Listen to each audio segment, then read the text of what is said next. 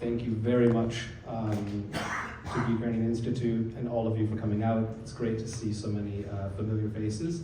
And to be here with two very close friends of mine, Simon and Sasha, and also esteemed journalists. We will keep it conversational. We did not prepare too much for this, but we've interviewed a couple of people over the years between the three of us, so hopefully we can keep it going and keep it interesting, and of course save time for your questions at the end. As Lydia said, we will speak about covering a war and what it is like to be on the front line of the largest land war in Europe in 80 years. That war, the front line being Kiev, but also in the east, in the south of the country. But one point that Simon and I actually were discussing just before we began here was that actually the three of us are not war correspondents. We never set out in our careers to cover war. I think if you would have asked us, certainly myself, 20 years ago, even 15 years ago, when I was in Ukraine, but before the war began, if I wanted to be a war reporter, I would have told you that's not what I was after. We're all more subject matter experts, Ukraine experts.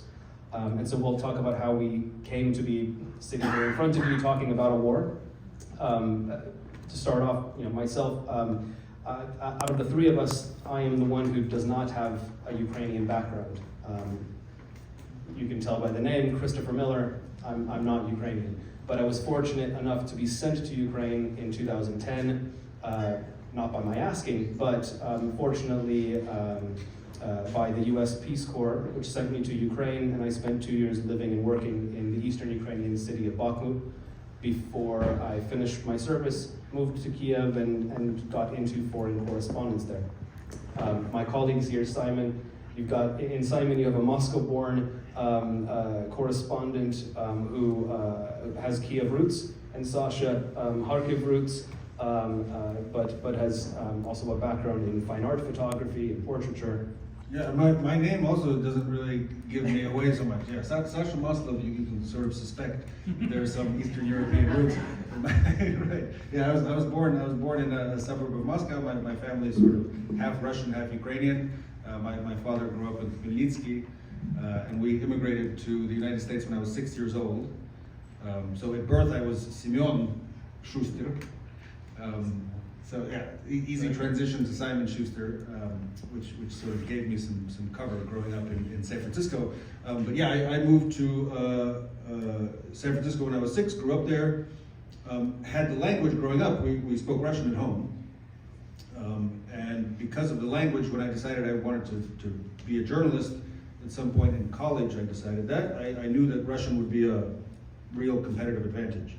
So I moved to Moscow right after university and began reporting, basically interviewing people in Russian and writing about it in English to kind of bridge the deep misunderstandings and between the two cultures. But like you said, not a war correspondent. I mean, I'm not even sure what that means or how you become it.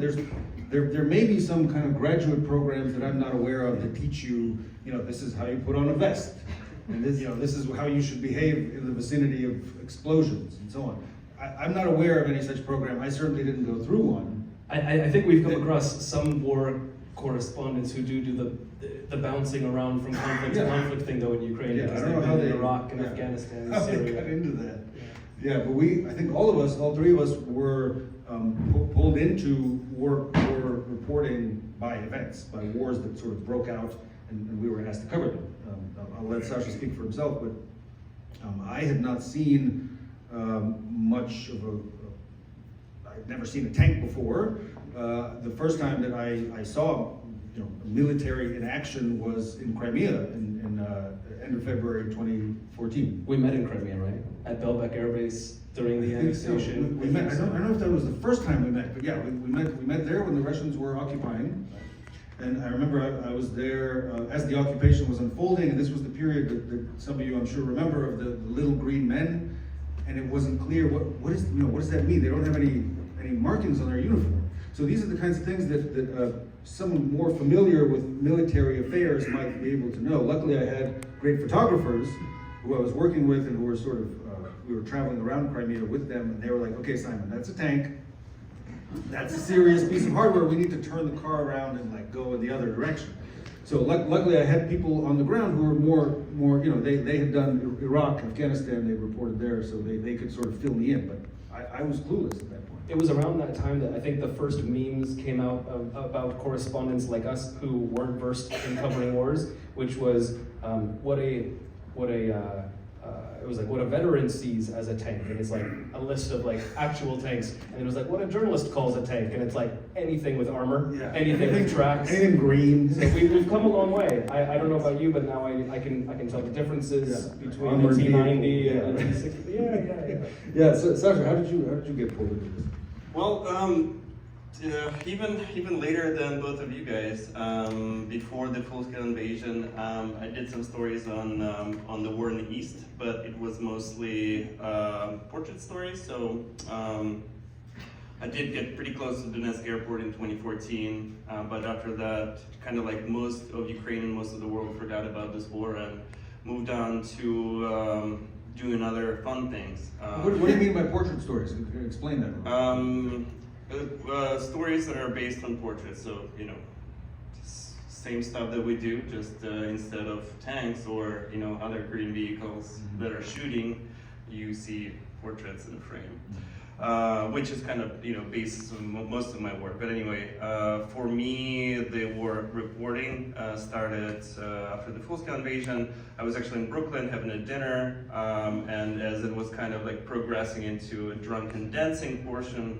One of my friends from Ukraine, he came to me, his wife at home, her parents called her, and he told me it started. I kind of immediately knew what has started. I looked at my phone and I was already looking at the tickets next day. And then it progressed after that. You know, I was getting kind of closer and closer to the front line. I did take some courses actually. You know, hostile environment training. Yeah, I lied about my HEFAT training for the first assignments.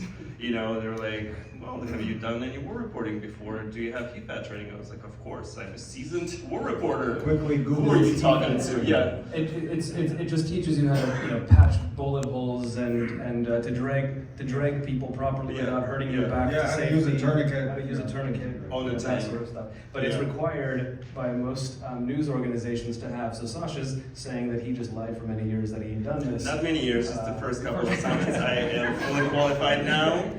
But it's required for insurance, actually. So the publication that you work for needs to be able to tell the insurance company that you have gone through this training, you know how to use a tourniquet and so on.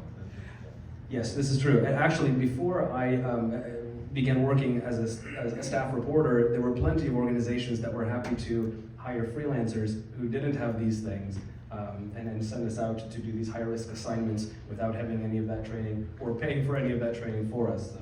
But the first training I did was actually in March of 22nd, was online, so you can also do it online. And you know, they send you a little nice certificate, which you can show to your editor.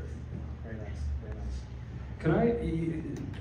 I'm gonna put my interviewer cap on for just a moment here, because the way we do stories is a bit different. Simon working for Time Magazine, it's a little bit, please correct me if I'm wrong, you talk about yourself in a moment, but you working for Time Magazine, they're a little bit longer, the reporting period is a little bit longer, the stories are a little bit deeper. Sasha does a little bit of everything lately, working with the Post, working with us at the FT, working with others, doing portraiture, but also I've seen you out in the trenches on the front line. Yep. And with me at the Financial Times, a lot of our focus is daily news, but from time to time I'll do magazine reporting with our FT magazine as well. So I think we do. I'd be curious to hear how you guys approach your coverage. I mean, to start off, I'm